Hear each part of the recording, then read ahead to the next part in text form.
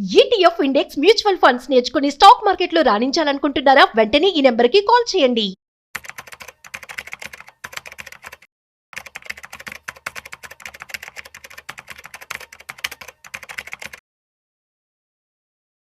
బంగారం అమాంతం పెరిగిపోతూ ఉంది. సో రీసెంట్‌గా తగ్గింది, మళ్ళీ పెరిగింది. సో గత 2 రోజుల్లో చూసుకుంటున్నట్లయితే మళ్ళీ గోల్డ్ పెరిగింది. మరి ఈ టైంలో గోల్డ్ ఇన్వెస్ట్‌మెంట్ చేయొచ్చా? అసలు ఎందుకు పెరుగుతుంది? అసలు తగ్గే అవకాశాలు ఏమైనా ఉన్నాయా?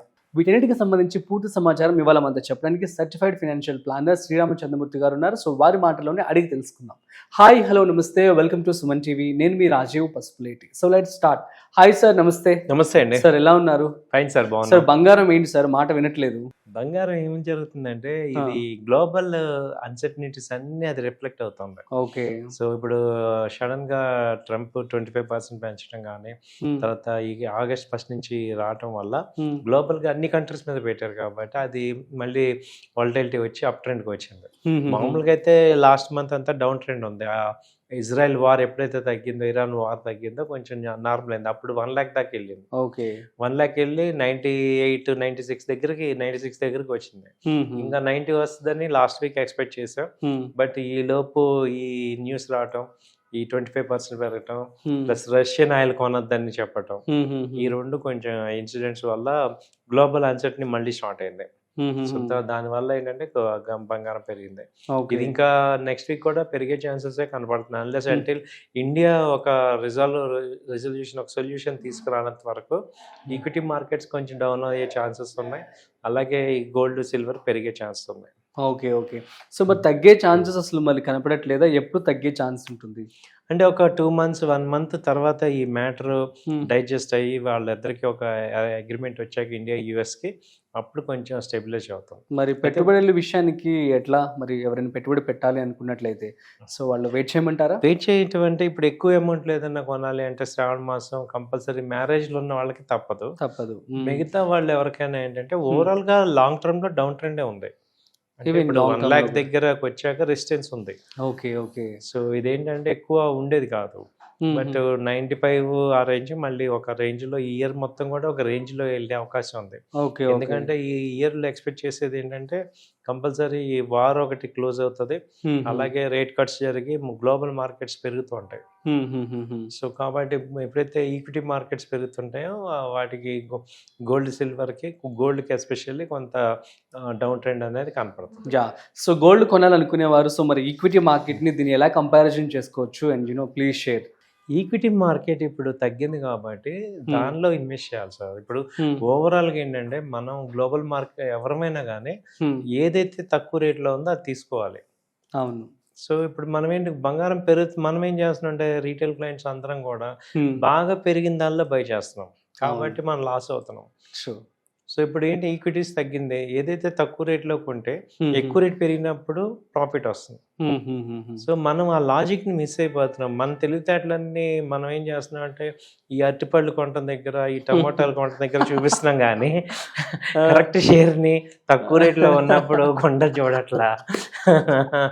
ఇప్పుడు బట్టల దగ్గర ఈ డిస్కౌంట్స్ వీటి దగ్గర చూపిస్తున్నాం మన ఇంటెలిజెన్స్ మొత్తాన్ని.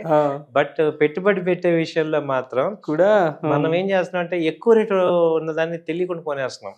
కానీ తక్కువ ఉన్నది కొనాలి.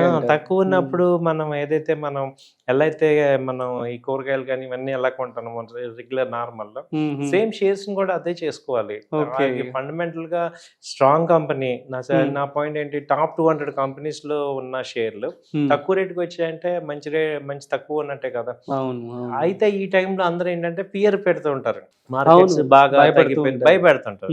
సో మనం భయపడకుండా ఇప్పుడు మనకి మామూలుగా టమాటాలు 100 రూపాయల నుంచి 30 రూపాయలకి వస్తే అదొక అడ్వాంటేజా, డిసడ్వాంటేజా? సేమ్ అలాగే ఫీల్ అవ్వండి.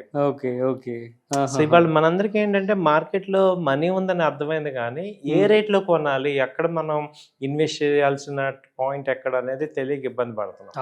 సో దానికి సొల్యూషన్ మేము చెప్పేది ఏంటంటే ఇదే, మార్కెట్ లో ఎప్పుడైతే డౌన్ అవుతుంటాయో అప్పుడు కొనండి. ఇప్పుడు ఇన్ఫోసిస్, టీసీఎస్ తగ్గినంత మాత్రాన అయ్యేమి క్లోజ్ చేయరు కదా. ఓవర్ ఏ పీరియడ్ మళ్ళీ కమ్ బ్యాక్ అవుతారు. They have efficient people running in the market. So కాబట్టి వాళ్ళ స్ట్రాటజీస్ ఉంటాయి.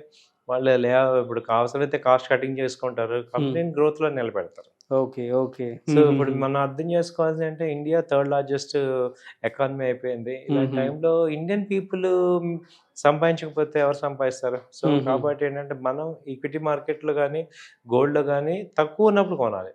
అవును అవును. సో ఈ హ్యాబిట్ని అలవాటు చేద్దాం అనేది మా అందరి తాపత్రయం. Okay fine. So super sir. Next silver కి సంబంధించి ఎలా ఉంది? అది కూడా మంచి పీక్ లో ఉంది కదా? పీక్ లో ఉంది. సిల్వర్ అయితే ఇప్పుడు దాదాపు 5,000 పాయింట్స్ తగ్గింది, 1,10,000 ఉంది. సిల్వర్ కి ఏంటంటే 2 ways నుంచి డిమాండ్ వస్తుంది. ఒకటేమో ఈ గోల్డ్ రేట్ పెరగటం వల్ల అందరూ ఆడవాళ్ళు అందరూ కూడా ఇప్పుడు సిల్వర్ కి సబ్స్టిట్యూట్ కి వస్తున్నారు, కాబట్టి ఆ డిమాండ్ వస్తుంది. ప్లస్ ఇండస్ట్రియల్ యూసేజ్ కూడా పెరుగుతుంది. అంటే సోలార్ ప్యానల్స్, ఈ మైక్రో చిప్స్ కానీ వీటన్నిటిలోకి ఆ సిల్వర్ యొక్క డిమాండ్ ఉంది. సో దానివల్ల ఏంటంటే అది కొంచెం సస్టైన్ అవుతుంది రేటు తగ్గిన. సో ఇప్పుడు 1,10,000 ఆ రేంజ్ లో ఉంది. సో 120, 130 దాకా కూడా ఛాన్సెస్ ఉన్నాయి. సో ఫ్యూచర్ లో సిల్వర్ ఏమైనా గోల్డ్ ని రీప్లేస్ చేసే ఆర్ ఎల్స్ ఈక్వల్ గా వెళ్ళే రేంజ్ ఉంటుందా? ఇది చాలా మంది అంటున్నారు కానీ యాక్చువల్ గా మనకు ఆ రేట్లు చూసి అలా అనిపిస్తుంది. బట్ వేరే యాక్చువల్ గా క్వాంటిటీ చూస్తే చాలా డిఫరెన్స్ ఉంది. Of course, but in future లో ఏమైనా మ్యాచ్ అవుతాయి? అవ్వదండి. అవును, ఆబ్వియస్లీ సిల్వర్ నెవర్ మ్యాచెస్. అది 1 kg, ఇది 10 grams. అవును అవును అంతే. అయితే సిల్వర్ ని కొంతవరకే తీసుకుంటాం. ఈవెన్ ఎందుకంటే గోల్డ్కి ఎందుకు వాల్యూ ఉంది అంటే ఈవెన్ కంట్రీస్ కరెన్సీ మింట్ అయ్యేది గోల్డ్ మీదే. అవును అవును. ట్రెడిషనల్గా గోల్డ్కి ఏమవుతుందంటే ఇంటర్నేషనల్ ఈవెన్ కంట్రీస్ కూడా కరెన్సీ వాళ్ళ యొక్క వాల్యుయేషన్ పెంచుకోవాలన్నా బేస్ అవ్వాలంటే గోల్డ్ మీదే. అవును, కాబట్టి గోల్డ్ రిప్లేస్మెంట్ ఉండదు ఇంకా. నెక్స్ట్ కాపర్ కూడా వచ్చేసింది మార్కెట్ లోకి. సో మూడిట్లో ఏది బెస్ట్ అంటారు? ఎందులో ఇన్వెస్ట్మెంట్ చేయమంటారు? సపోజ్ గోల్డ్ పెరిగినప్పుడు సిల్వర్ అండ్ కాపర్, సో ఎట్లా? సో ఇప్పుడు కాపర్ ఏమవుతుందంటే దానికి ఒక స్పెసిఫిక్ యూసేజ్ ఉంది. అంటే అది మామూలుగా మనం ఆర్నమెంట్ వైజ్ అవ్వదు, అది ఓన్లీ ఒక ఇన్వెస్ట్మెంట్ పాయింట్ లోనే. బట్ గోల్డ్ సిల్వర్ కి ఏమవుతుందంటే ఈవెన్ వేరబుల్ ఐటమ్స్ అన్నమాట అవి. సో ఇప్పుడు మీరు ఇన్వెస్ట్ చేయాలి అనుకుంటే, ఫిజికల్ గా కూడా చేయాలి అనుకుంటే గోల్డ్ సిల్వర్ కి రావచ్చు. సో సిల్వర్ లో ఈటీఎఫ్స్ లేకపోతే ఎలక్ట్రానిక్ ఫార్మేట్ లో తీసుకుంటే గోల్డ్ సిల్వర్ ఇన్వెస్ట్మెంట్ ఎప్పుడైనా. ఇంకా కాపర్ కి ఏమవుతుందంటే ఓన్లీ స్పెషలిస్ట్ గా ఆ సెగ్మెంట్ ఆ ఫీల్డ్ లో ఉన్న వాళ్ళు మాత్రమే అవుతుంది, కానీ నార్మల్ రీటైల్ పర్సన్ కాపర్ కొనుక్కొని నేను చేసుకోలేము. వేరే గోల్డ్ కానీ సిల్వర్ కానీ తీసుకుంటే ఫిజికల్ గా తీసుకోవచ్చు కావాలంటే. Okay okay. కాబట్టి gold silver is the best investments. Okay super sir, thank you so much. So guys, అర్థమైంది కదా మరి మార్కెట్ అప్డేట్స్ని బట్టి తెలివిగా ఇన్వెస్ట్మెంట్ అయితే చేసుకోండి. సో గోల్డ్ అయితే మేబీ తగ్గే అవకాశాలు అయితే కనిపిస్తున్నాయని చెప్పి శ్రీరామచంద్రమూర్తి గారు చెప్తూ ఉన్నారు. సో మరొక ఇంట్రెస్టింగ్ కాంటెంట్తో మళ్ళీ కలుద్దాం. అంతవరకు చూస్తూనే ఉండండి సుమన్ టీవీ.